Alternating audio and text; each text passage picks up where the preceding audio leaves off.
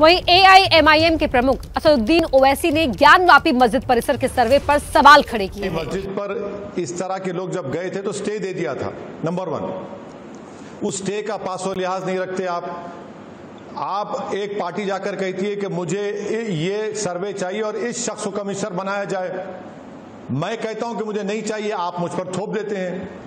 चौथी बात यह है कि कोर्ट्स को फैसला देना पड़ेगा, भारत के पार्लियामेंट के बनाए हुए कानून को सामने रखकर उसको अमल करके कोर्ट्स को फैसला देना पड़ेगा। जो सुप्रीम कोर्ट का फैसला है बाबरी मस्जिद के टाइटल डिस्प्यूट में, आप पार्लियामेंट के एक्ट को डिसरिगार्ड कर दे रहे हैं। सुप्रीम कोर्ट के जजमेंट को, जिसमें जस्टिस चंद्रचूड़ ने लिखा था कि 91 का एक्ट सेक्युलरिज्म और भारत के बेसिक स्ट्रक्चर से जुड़ा हुआ है। तो इसीलिए मैं कह रहा हूं कि यह गलत ऑर्डर कोर्ट का है और मैं उम्मीद करता हूं कि पर्सनल लॉ बोर्ड और उस मस्जिद के इंतजामिया के लोग फौरन सुप्रीम कोर्ट को जाएंगे, उनके समर वेकेशन से पहले, गर्मी की छुट्टियों से पहले, और इस बात को सुप्रीम कोर्ट के सामने रखेंगे कि किस तरीके से सुप्रीम कोर्ट के जजमेंट का वायलेशन हो रहा है। पर ये सब तर्क तो कोर्ट में रखे गए थे ना, उसके बावजूद भी जज साहब ने फैसला दिया और कहा कि वहां सर्वे होगा। तो क्या मैं सुप्रीम कोर्ट नहीं जाऊं? वो फैसला गलत है जज साहब का और मुझे राइट है उससे डिसएग्री करने का। जज साहब कैसे सुप्रीम कोर्ट के जजमेंट का वायलेशन करेंगे? जज साहब कैसे 91 के एक्ट का वायलेशन करेंगे? आप सीधे सुप्रीम कोर्ट जा सकते हैं क्या लोअर कोर्ट के बाद? क्यों नहीं जा सकते? सुप्रीम कोर्ट जा सकते हैं आप। सुप्रीम कोर्ट में SLP डाल सकते।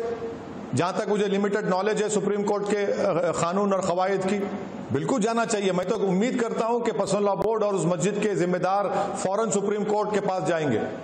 पर असद साहब, जो कुछ बाबरी मस्जिद के मामले में फैसला आया सुप्रीम कोर्ट का, उसके बावजूद भी आपके जो भी एप्रीहेंशंस हो, जो भी डर हो, कोर्ट ने कहा कि वहां राम मंदिर बनना चाहिए और भगवान राम की जन्मभूमि है। इसको आप कैसे देखते हैं? कैसे स्टैंड कर पाएंगे अब आप, जब आप ज्ञानवापी का मामला लेके जाएंगे? देखिए, जब बाबरी मस्जिद का जजमेंट आया था तो मैंने उस जजमेंट के ताल्लुक से कहा था वो फैसला आस्था की बुनियाद पर दिया गया और उस जजमेंट के बाद लोग इसको इस्तेमाल करेंगे और अपने एप्रीहेंशंस का, अपने खदशात का मैंने इज़हार किया था, जो सच साबित हो रहे हैं, सच साबित हो रहे हैं ना। पर इसमें तो कोई दो राय नहीं ना कि मेरी आस्था इंपॉर्टेंट है। पर असद भाई, इसमें तो दो राय नहीं होनी चाहिए ना कि उस जगह का सर्वे हो जाना चाहिए। ज्ञानवापी के नीचे आखिर है क्या? क्योंकि वो नंदी की बड़ी सी तस्वीर दिखाई देती है, वहां मंदिर के सबूत है, मंदिर के निशान है, बताते हैं तमाम हिस्टोरियन। सुनिए, नहीं, देखिए, पहली एक बात, नंबर 1, कल मैं कोर्ट को जाकर कहूंगा कि प्रधानमंत्री जो ऑफिशियल रेजिडेंस उसके नीचे मस्जिद थी, आप मुझे देंगे एक्सकवेशन करने देंगे मुझे? आप बताइए। आप, मैं कहूंगा कि भारत का जो इंटेलिजेंस का दफ्तर है उसके नीचे मस्जिद है, उसको खोदना चाहिए। तीसरी बात, क्या सुप्रीम कोर्ट को ये सब बातें मालूम थी या नहीं मालूम? सुप्रीम कोर्ट ने कह दिया साफ तौर से कि places of religious worship act 1991 का भारत के संविधान के बेसिक स्ट्रक्चर से ताल्लुक है। आप जो 15 अगस्त 1947 को जिस किसी मंदिर, मस्जिद, गिरजाघर थी, उसका ना नेचर और कैरेक्टर आप चेंज करेंगे। कोई क्या कहता अलग बात है, कानून का लिहाज रखेंगे या आप देश को आस्था से चलाएंगे आप? और जो सबूत है वहां पे हिस्ट्री के, उसका क्या करेंगे आप? जो ज्ञानवापी की तमाम तस्वीरों में दिखाई देता है, बड़े से नंदी हैं, मंदिर के तमाम शिलालेख दिखाई देते हैं। मेरे दोस्त, सुप्रीम कोर्ट में ASI के रिपोर्ट को सुप्रीम कोर्ट ने एक्सेप्ट नहीं किया बाबरी मस्जिद डिस्प्यूट में। सुप्रीम कोर्ट ने तो ऑब्जेक्शन का भी इज़हार किया ASI के सर्वे को। आप क्या करना चाह रहे हैं? आप तो 1991 एक्ट साफ तौर पर कहता है, आप उसका वायलेशन करेंगे क्या? कहां पे जाए? कल जो बौद्ध मजहब के लोग हैं, जो जैन मजहब के लोग हैं, वो बोलेंगे कि 2000 पहले हमारे रिलीजियस प्लेस को तोड़ दिया गया, चेंज कर दिया गया। आप करेंगे? उसकी इजाजत देंगे उसको? नहीं, पर आपको सबूत देने होंगे ना। आपके तर्कों को मैं 1% मान भी लूं कि प्रधानमंत्री के घर के नीचे मस्जिद थी, आप सबूत दीजिए ना। इसमें तो तस्वीरें, इसमें तो तमाम सबूत दिखाई देते हैं। ये ज्ञानवापी के नीचे क्या है? मैं सबूत दूंगा आपको, अभी दे रहा हूं ना। मेरा सबूत 1991 एक्ट है, मेरा सबूत भारत की सबसे बड़ी सुप्रीम कोर्ट का जजमेंट है। इससे बड़ा कोई सबूत हो सकता है तो लाके बताइए मुझे। 1991 के एक्ट के बावजूद आप बाबरी इन सबूतों मस्जिद को का नहीं फैसला आया ना। 1990 अरे आप सुनिए, आप सुमित साहब, 1991 का एक्ट जब पार्लियामेंट में पास हो रहा था तो गलती से बाबरी मस्जिद को उसको नहीं लाया गया था उसमें। उसने कहा कि बाबरी मस्जिद को छोड़कर जितने इबादत गाहें रहें, जो 15 अगस्त को उसमें जो पोजीशन था उसके ना नेचर को ना कैरेक्टर को डिस्टर्ब किया जाएगा। ये एक मंसूबाबंद तरीके से संघ परिवार और बीजेपी एक तमाशा कर रही है ताकि देश को दोबारा 1990 के दहे में लेकर जाया जाए, जब तमाम दंगे हो रहे थे, खून रेजी हो रही थी।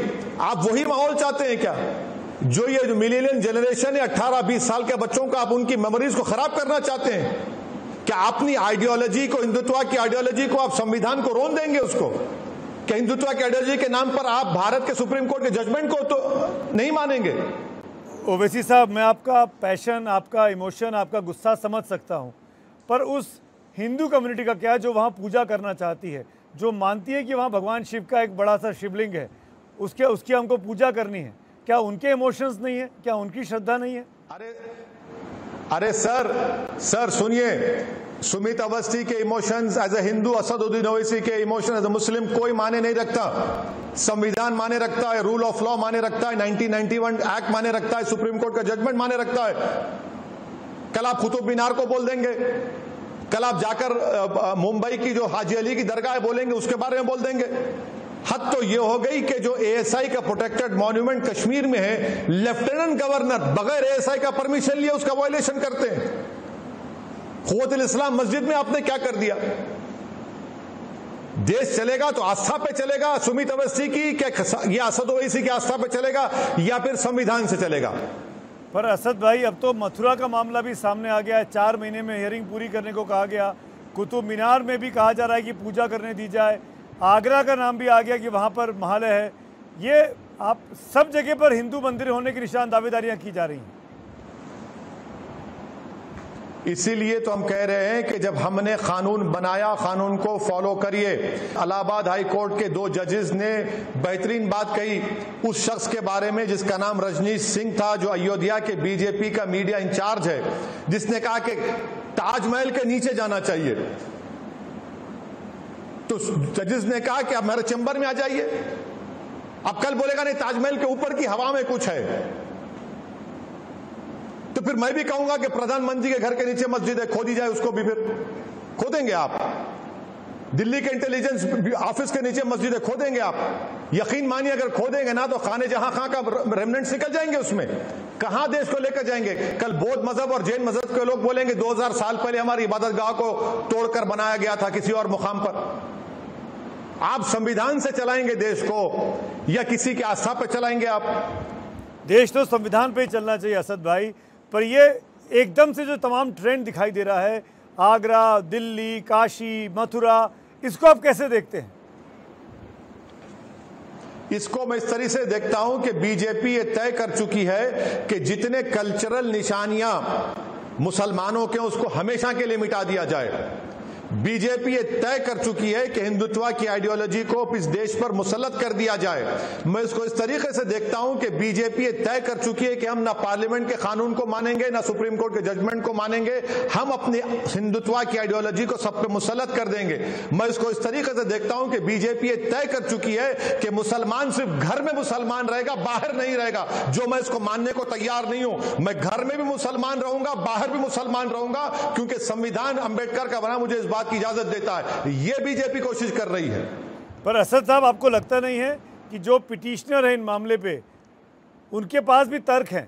आप तो खुद बैरिस्टर हैं, विष्णु शंकर जैन, हरिशंकर जैन, जो इन जगह जगह के मामलों को लेकर अदालतों में जा रहे हैं, वो इंदौर भी चले गए भोजशाला का मामला लेकर। हाँ, तो यही तो हम कह रहे हैं ना, ये इन सब के माई बाप जो हैं वो आरएसएस है। इन सब की जो गॉडफादर है, इन सब को जो छत्र छाया मिलती है, प्रोटेक्शन मिलता है, वो संघ परिवार से इनको मिलता है। आप सही कह रहे हैं कि ये इंदौर भी गए, आप बिल्कुल सही फरमा रहे हैं, मैं एग्री करता हूं आपसे, आप सही कह रहे हैं। पर इनके असली चेहरा तो सामने आ गया, आपकी जबान से निकल गए। पर असद भाई, पर ये बीजेपी के कार्यकर्ता थोड़ी है, तो लॉयर्स हैं, बाकायदा प्रैक्टिसिंग लॉयर्स हैं। सर सुनिए, बीजेपी अलग चीज है, आरएसएस जो है आउटसोर्स करती है अपने काम को। डिवीजन ऑफ लेबर आरएसएस में है। मैं इसीलिए कह रहा हूं कि हमने बाबरी मस्जिद को खोया, हम दूध के जले छाछ को फूक फूक के नहीं, बल्कि हम तो पूरे जले हुए हैं। इसीलिए हम आपसे कह रहे हैं कि दोबारा उस आंधी में, उस खूनरेजी में, उस अंधेरे के दौर में इस देश को मत लेकर जाइए खुदा के लिए। असद भाई, ऐसा लगता है कि आप लोगों को सर्वे से डर लग रहा है। अगर सर्वे हुआ ज्ञानवापी का तो पता लग जाएगा नीचे मंदिर था, इसीलिए आप मना कर रहे हैं, इसीलिए आप कह रहे हैं कि सुप्रीम कोर्ट में जाओ। सुनिए, मैं किसी से नहीं डरता हूं सिवाय अल्लाह के। मुझे किस बात का खौफ है बता रहा हूं, किस बात का अंदेशा है कि आप प्री 1992 के दौर में जाएंगे, पोस्ट 92 के दौर में जाएंगे। मुझे किस बात की तकलीफ है बता रहा हूं कि मेरा देश का कानून है, आप उसकी धज्जियां उड़ा रहे हैं। सुप्रीम कोर्ट का जजमेंट है, उसको फॉलो नहीं करेंगे। ना कांग्रेस ने विरोध किया, ना समाजवादी पार्टी ने विरोध किया। पहली आवाज फैसले के बाद जो मैं सुन रहा हूं वो ओवैसी साहब की आ रही है, और ये दिखाता है कि कहीं ना कहीं मंदिर के निशान हैं, इसीलिए आप इसका विरोध कर रहे हैं। सुनिए, मैं ये कह रहा हूं कि संविधान की पूरी निशानियां देश में है। जो बीजेपी, कांग्रेस और समाजवादी पार्टी जब मुसलमानों का मसला आता है तो अंधे और बहरे हो जाते हैं। सुप्रीम कोर्ट के जजमेंट की निशानियां पूरे देश में है, मगर ये लोग उसको सुनने तैयार नहीं है। और रहा सवाल समाजवादी पार्टी का, तो सर वो तो तय कर चुके हैं ना कि वो बताना चाह रहे हैं कि देश में मोदी से बड़ा वो हिंदुत्व की आइडियोलॉजी पर चलेंगे। उन्हीं के पार्टी के एमएलए के पेट्रोल पंप को तोड़ा गया तो समाजवादी पार्टी के मुखिया मुंह नहीं खोल सके। क्या बोलेंगे इस पर? उनको तो सिर्फ मुसलमानों को डरा कर वोट हासिल करना है। आज उत्तर प्रदेश का मुसलमान पूछ रहा है इन लोगों से, मुंह खोलो, जवाब दो, तो बोलेंगे नहीं नहीं नहीं, इस पर नहीं बोलेंगे, हम महंगाई पर बोलेंगे। अरे देश के सेक्युलर कैरेक्टर को, नेचर को बदला जा रहा है, तो आप तो सिर्फ वोट लेने की तैयारी करते हैं। आपको इस बात का भी खौफ है कि देश वापस से 92 के दौर में जा सकता है, जो कुछ 92 के पहले हुआ? मैं और आप यकीनन नहीं चाहते कि देश प्री बाबरी मस्जिद डेमोलिशन और पोस्ट बाबरी में डेमोलिशन के माहौल में जाए। हम नहीं चाहते, वो नहीं जाना चाहिए। और उसके लिए जरूरी है कि वो पार्टी सुप्रीम कोर्ट को जाए, पर्सनल लॉ बोर्ड जाए, वो मस्जिद कमेटी जाए, इस सर्वे कमिश्नर को रुकाए। पर आप तो खुद पर्सनल लॉ बोर्ड के मेंबर हैं, आप जाएंगे? आपने कहा है, साथियों को बताया, आपने सलाह दी? मैं पर्सनल लॉ बोर्ड का स्पोक्स पर्सन नहीं हूं। मैं पर्सनल लॉ बोर्ड का मेंबर जरूर, मगर पर्सनल लॉ बोर्ड क्या तय करेगा मैं नहीं कह सकता, वो पर्सनल लॉ बोर्ड को तय कर